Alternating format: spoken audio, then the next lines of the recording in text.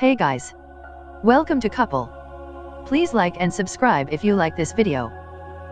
MIT engineers have created a soft, 3D printed structure that can be remotely controlled with a wave of a magnet.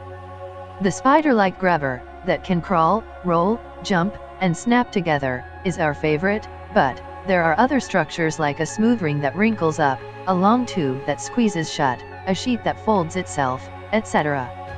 The researchers fabricated each structure from a new type of 3D printable ink that they infused with tiny magnetic particles. They apparently fitted an electromagnet around the nozzle of a 3D printer, causing the magnetic particles to swing into a single orientation as the ink was fed through the nozzle. The result of that is a structure which can be controlled by the magnetic orientation of individual sections in the structure.